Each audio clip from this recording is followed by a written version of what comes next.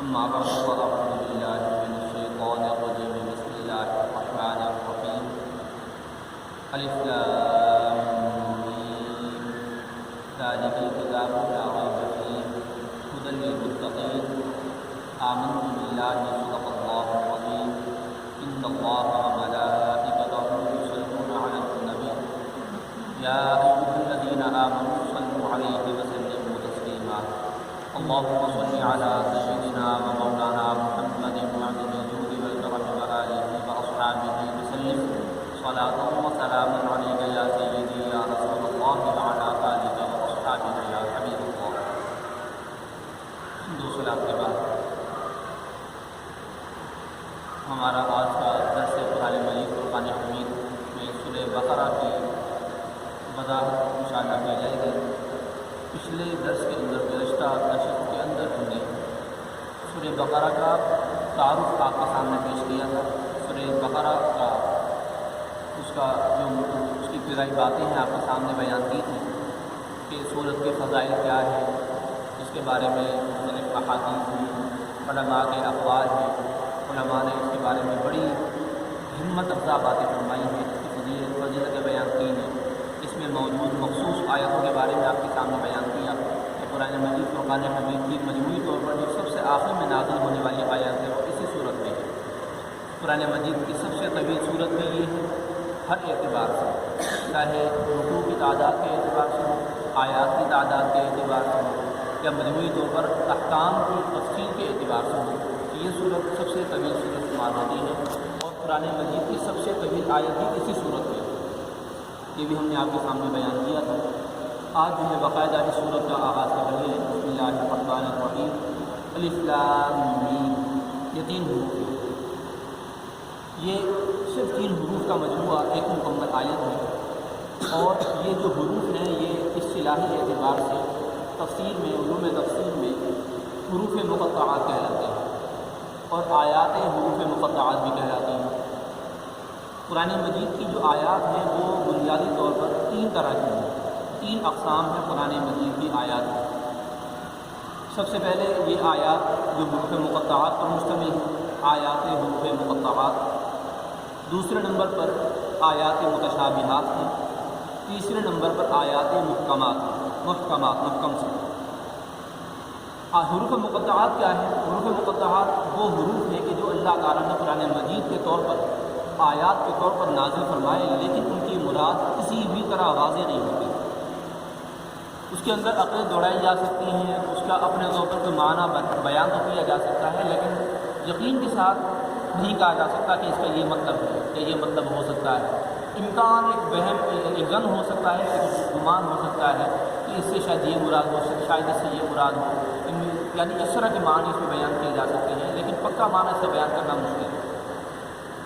لیکن ایسی آیات پر یقین رکھنا، ایمان رکھنا لازم اور ضروری ہے، کیونکہ قرآن مجید کا حصہ ہے. الف کا انکار کرنا بھی جائز نہیں ہے کہ اگر کوئی کہے کہ یہ قرآن نہیں ہے، یا الف کا انکار کر دے کہ الف یہ قرآن نہیں ہے، لام قرآن نہیں ہے، میم کو نہیں، ایسا جائز نہیں ہے. بلکہ اس کو بھی قرآن مجید کے حصہ ماننا لازم اور ضروری ہے. اگر اس کا انکار کرے گا تو اسلام سے خارج ہو جائے گا، کافر ہو جائے گا. یہ آیات حروف مقطعات ہیں. پھر دوسرے نمبر پر آیات متشابہات ہیں کہ لفظی اعتبار سے ان کا معنی تو کیا جا سکتا ہے، لفظی اعتبار سے لفظ کا معنی کیا جا سکتا ہے، لیکن اس سے مراد کیا ہے، اس کی تفسیر کیا ہے، یہ قطعی طور پر بیان نہیں کی جا سکتی. الف لام میم جو حروف مقطعات ہیں، حروف مقطعات میں لفظ کا معنی نہیں بیان کیا جا سکتا. آیات متشابہات میں لفظ کا معنی بیان کیا جا سکتا ہے، لیکن اس سے مراد کیا ہے، اس کی تفسیر کیا ہے، اس کا معنی مفہوم کیا ہے، وہ قطعی طور پر بیان نہیں کیا جا سکتا. اور آیات محکمات، تیسرے نمبر پر تیسری قسم ہے آیات محکمات کی وہ آیات کہ جن کے لفظ کا معنی بھی متعین کیا جا سکتا ہے، لفظ کا معنی بیان کیا جا سکتا ہے، اور اس کا مفہوم بھی بیان کیا جا سکتا ہے، اس کی تفسیر بھی کی جا سکتی ہے، اس کی قطعی تفسیر بیان کی جا سکتی ہے. اگرچہ اس میں یہ نہیں کہا جا سکتا کہ جو تفسیر بیان کی ہے صرف یہی ہے، اس کے علاوہ اور بھی ہو سکتی ہے، لیکن جو بیان کیا وہ بہرحال ہے، ایسا کہا جا سکتا ہے. احادیث طیبہ میں بھی ان آیات کی باقاعدہ تفسیر بیان کی گئی ہے، لیکن حروف مقطعات کی آپ علیہ الصلوۃ والسلام کوئی پکی تعریف یعنی کوئی اس کا معنی ہمیں بیان نہیں فرمایا. حروف مقطعات اچھا کیوں بیان نہیں کیا؟ کیونکہ یہ اللہ تعالیٰ کے راز ہے. مقطعات، حروف مقطعات کو حروف مقطعات کیوں کہتے ہیں؟ دو وجہ سے، دو بنیادی اور اس کے نمایاں وجہ ہیں۔ پہلی وجہ تو یہ ہے کہ حروف مقطعات ان آیات سے کٹے ہوئے، قطع کا معنی ہوتا ہے کٹنا اور کاٹنا، کیونکہ یہ جو آیات ہیں یا یہ جو حروف ہیں یہ دیگر ان آیات سے کٹی ہوئی ہیں کہ جن کا معنی بیان کیا جا سکتا ہے، جن کا معنی بیان نہیں کیا جا سکتا، تو کٹے ہوئے اس لیے مقطعات ہوئے۔ اور دوسری وجہ یہ ہے کہ ان حروف کا قطعی معنی اللہ تعالیٰ کو پتہ ہے، پکا جو معنی ہے نا جس کا کہ ہم سر تسلیم ہم کریں گے، یعنی ہمارے پاس اس کے علاوہ کوئی چارہ نہیں کہ ہم اللہ تعالیٰ کی مراد کے آگے سر جھکا دیں، اللہ کے مقصود کے آگے، اس کے مقصد اور منشا کے آگے سر جھکا دیں۔ ایسا قطعی معنی اللہ ہی جانتا ہے اور اللہ کی عطا سے اس کے رسول صلی اللہ علیہ وسلم جانتے ہیں بس۔ یہ اس وجہ سے بھی ان کو حروف مقطعات کہا جاتا ہے۔ اب حروف مقطعات قرآن مجید میں 20 سے زائد ہیں۔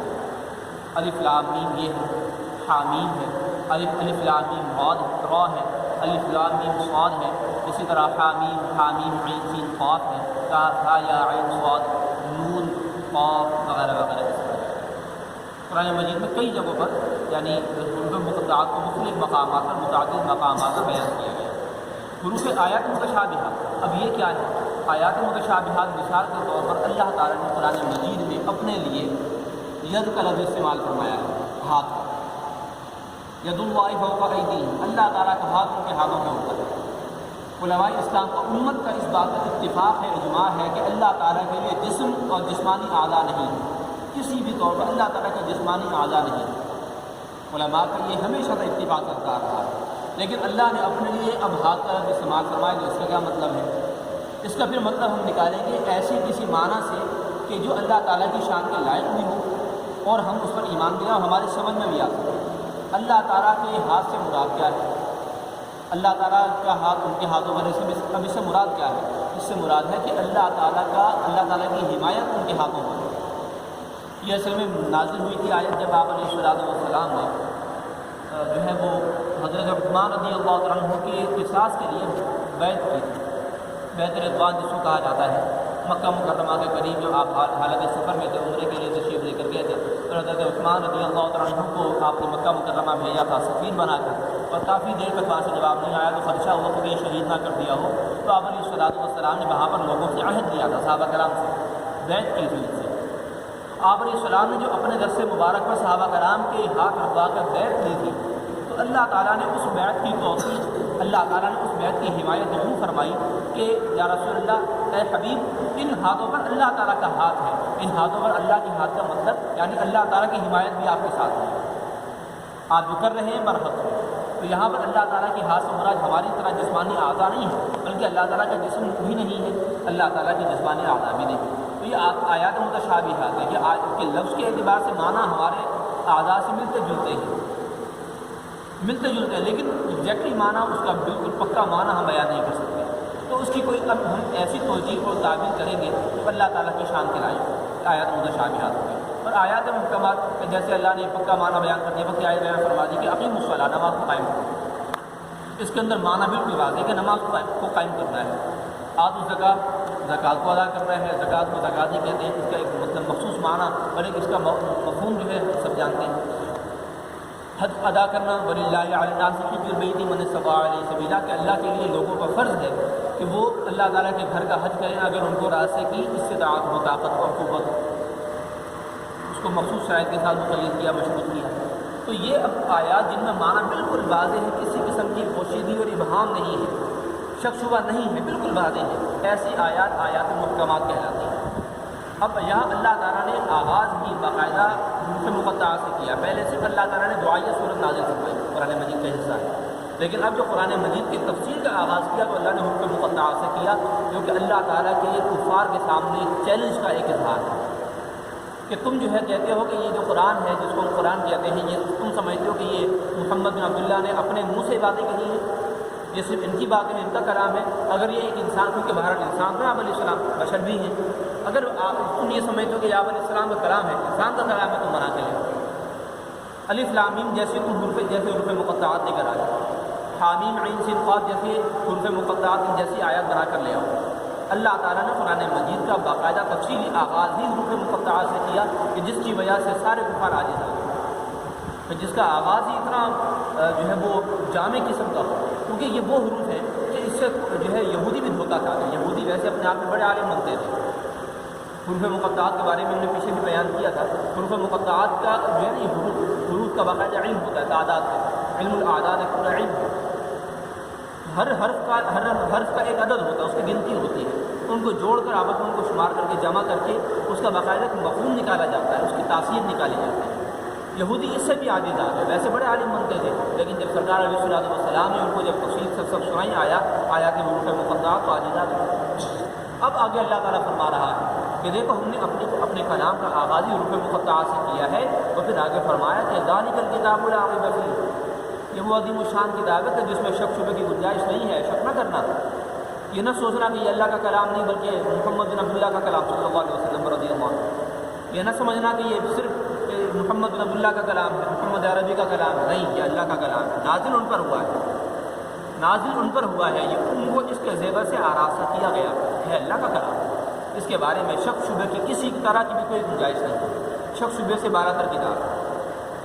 اچھا، اس میں اللہ تعالیٰ نے آغاز میں فرمایا کہ ذالک الکتاب، وہ کتاب، ذالک جو ہے اس میں اشارہ بعید ہے مذکر کے لیے کہ وہ کتاب۔ اب سوال یہ ہے کہ قرآن ہمارے سامنے ہے، ہم اس کو پڑھتے ہیں، ہمارے ذہن میں ہے، زبانی اگر پڑھیں ہمارے ذہن میں، ہمارے دلوں میں ہے، وہ ہمارے قریب ہے، قرآن مجید ہمارے سامنے ہے، ہم اس کا ترجمہ پڑھیں تو یہ کتاب ہونا چاہیے تھا، لیکن لفظ کے اعتبار سے ہے کہ وہ کتاب۔ اس کا مطلب کیا ہوا؟ اس کا مطلب یہ ہے کہ آپ دیکھیے کہ ہم جب کسی بات کی اہمیت بتانا چاہتے ہیں، کسی بات کی فضیلت بتانا چاہتے ہیں، تو ہم کبھی نہیں کہتے کہ یہ چیز ایسی ہے، بلکہ ہم کہتے ہیں کہ یہ وہ چیز ہے کہ جس کا یہ فائدہ ہے۔ کسی بندے کے بارے میں ہم بتانا چاہیں یا کسی علامہ صاحب کے بارے میں ہم کچھ بتانا چاہیں تو ہم یہ نہیں کہتے کہ یہ علامہ صاحب ایسے نہیں، یہ وہ علامہ صاحب ہیں کہ جن کے یہ کارنامے ہیں۔ کوئی کتاب بڑی اچھی کتاب ہے تو اس کے بارے میں ہم تبصرہ یوں کرتے ہیں کہ یہ وہ پیاری کتاب ہے کہ جس کے یہ فائدے ہیں۔ یعنی ہم کسی بات کی جب عظمت بتاتے ہیں تو ہم اس کے لیے ہم دور کی بات کرتے ہیں، یعنی اونچائی کی بات کرتے ہیں۔ اس دوری کے اندر، اس میں اشارہ بعید کے اندر جو بعد ہے یعنی دوری ہے، یہ بعد فضیلت ہے، بعد فضلی ہے، یعنی اس میں فضیلت کو بیان کیا جا رہا ہے۔ یہ وہ فضیلت والی کتاب، یہ وہ عظیم الشان کتاب، اس میں بعد عظمت ہے کہ یہ وہ عظیم کتاب ہے، یہ وہ عظمت والی کتاب ہے کہ جس میں کسی بھی طرح کی شک شبہ کی گنجائش نہیں ہے، یہ مراد ہے۔ آگے فرمایا کہ ہدی للمتقین، کہ یہ جو قرآن مجید ہے یہ ہدایت ہے متقین کے لیے، متقین کے لیے۔ اب اللہ تعالیٰ نے قرآن مجید میں ہی ایک اور مقام پر یہ ارشاد فرمایا کہ ہدی للناس، قرآن مجید کے بارے میں کہ یہ قرآن مجید یہ ہمارا کلام تمام لوگوں کے لیے ہدایت ہے۔ وہاں پر تمام لوگ فرمایا، یہاں پر صرف متقین کی بات فرمائی۔ آپ جانتے ہیں کہ لوگوں کی ویسے تو اربوں میں تعداد ہے، لیکن متقین کی بہت کم تعداد ہے، چند ہزار یا چند لاکھ، جو صحیح متقین جس کو کہا جائے وہ چند ہزار یا چند لاکھ تک ہے پوری دنیا کے اندر۔ تو اللہ تعالیٰ نے مجھے ایک مقام پر ساری انسانیت کے لیے فرما دیا، اور یہاں پر اللہ تعالیٰ نے پوری انسانیت کے مقابلے میں چھوٹے سے گروہ کے لیے فرما دیا کہ ان کے لیے ہدایت۔ یہ دو الگ الگ باتیں ان کا کیا مطلب ہوا؟ تو اس کا جواب یہ ہے، اور اس اشکال کا حل یہ ہے، اس کا جواب یہ ہے کہ دراصل قرآن مجید نازل سب کی ہدایت کے لیے ہوا ہے۔ شہر رمضان الذی انزل فیہ القرآن ھدی للناس، اللہ نے فرمایا دوسرے سپارے میں سورہ بقرہ کے اندر یہ کہ قرآن مجید کو جو نازل کیا گیا وہ تمام لوگوں کی ہدایت کے لیے، نازل سب کے لیے ہوا ہے، سب کی ہدایت لے کر نازل ہوا یہ کلام اللہ کا۔ لیکن اس سے ہدایت لینے والے کون ہیں؟ متقین لوگ، جو نیک لوگ ہوتے ہیں، جو پرہیزگار لوگ ہوتے ہیں، جو تقوی اختیار کرتے ہیں، ہدایت ان کو اس سے ملتی ہے، ہدایت انہیں کو ملتی ہے۔ جو عام لوگ اس کی طرف توجہ ہی نہیں کرتے، عام لوگوں کو جب اپنے دنیاوی کام کاج سے فرصت نہیں، وہ صرف قسمیں لینے کے لیے قرآن کو سامنے لاتے ہیں، شادیوں میں دلہن کو رخصت کرنے کے لیے کلام اللہ کا سایہ اس کے سر پہ کر دیتے ہیں، جب اتنی اس کی معاذ اللہ ان کے نزدیک حیثیت ہے تو پھر ان کو ہدایت کہاں سے ملے گی؟ سارا سال کلام اللہ قرآن مجید گھروں کے اندر رکھا ہوا ہے، کپڑے کے اندر اس کو پیک کر کے رکھا ہوا ہے، اس کے اوپر مٹی پڑ رہی ہے، گرد پڑ رہی ہے، کوئی توفیق نہیں اس کو کھول کے پڑھنے کی، اس کو چوننے کی، اس کو سمجھنے کی، اس کی تلاوت کرنے کی کوئی توفیق نہیں۔ آخر میں جب رمضان شریف آتا ہے تب تھوڑی بہت توفیق ہوتی ہے کہ قرآن مجید کو نکال کر اس کو پڑھ لیا جاتا ہے، اور سمجھتے کہ ہم نے پورے سال کی تلاوت ہم نے ابھی اس مہینے میں کرنی ہے اور کر لی تھی، اس کے بعد معاذ اللہ میں کرنے کی ضرورت ہی نہیں ہے۔ جب ہمارے ہاں قرآن مجید کی یہ حیثیت ہوتی ہے، ہم قرآن مجید کو ہم یہ اہمیت دیں گے، تو آپ کو بتائیے کہ قرآن مجید سب لوگوں کو ہدایت کیسے دے؟ سب لوگ اس سے ہدایت کیسے لیں؟ قرآن مجید کو ان لوگوں کو پھر اپنے قریب نہیں آنے دے گا۔ صرف ظاہری اعتبار سے قریب ہے کہ کلام اللہ سامنے رکھا ہوا پڑھ رہے ہیں بس اتنا ہے، لیکن قرآن دل میں اترے یہ ہر ایک کے ساتھ ہے، یہ متقین کے ساتھ ہے۔ متقین جب اس کو تلاوت کرتے ہیں تو اس کے اندر باقاعدہ غور و فکر کرتے ہیں، اس کو دیکھتے ہیں، اس میں ان کو پتہ چل جاتا ہے کہ اللہ اس میں کیا فرما رہا ہے۔ ان کو معلوم ہوتا ہے کہ قرآن مجید میں اللہ نے کیا کیا بیان فرمایا۔ امام اعظم ابو حنیفہ رحمۃ اللہ علیہ، امام اعظم تمام علماء کے سردار، اولیاء اللہ کے سردار، بڑا ان کا مقام ہے۔ ہم حنفی الحمدللہ انہیں کے مقلد ہیں۔ بچپن کی بات ہے، لڑکپن کی بات ہے، کوفہ کے بغداد کے اندر جو ہے ایک مرتبہ حضرت قتادہ، امام قتادہ بن دعامہ سدوسی رحمۃ اللہ علیہ تشریف لے کر آئے۔ یہ امام تفسیر میں امام مانے جاتے ہیں، تفسیر میں ان کے وقت میں ان کے برابر کا کوئی نہیں تھا۔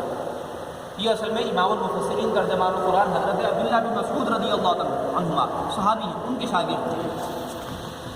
تفسیر کے بڑے امام مانے جاتے ہیں کہ آپ قرآن مجید کی کسی آیت کی تفسیر ان سے پوچھ لیں، قرآن مجید کی کسی آیت کا مفہوم ان سے پوچھ لیں، آپ کو بتا دیں گے۔ اتنے بڑے امام تھے، لوگ ان کی بات کا اعتبار کیا کرتے تھے۔ جب بغداد آئے لوگوں میں شور ہو گیا، قتادہ آ گئے، قتادہ آ گئے، امام قتادہ آ گئے، امام قتادہ، سارے لوگ جمع ہو گئے۔ اچھا تھے اتفاق سے نابینا، امام قتادہ رحمۃ اللہ علیہ نابینا تھے۔ اب جب لوگ سارے جمع ہو گئے، امام قتادہ کو اسٹیج پر لایا گیا اور ان کو بتایا گیا کہ حضرت آپ کے استقبال اور آپ کے اعزاز اور اکرام میں سارا شہر جمع ہو گیا ہے، اب آپ ان کو کچھ فرمائیں، آپ ان کو کچھ مسائل بتائیں، قرآن مجید کی تفسیر بیان کریں۔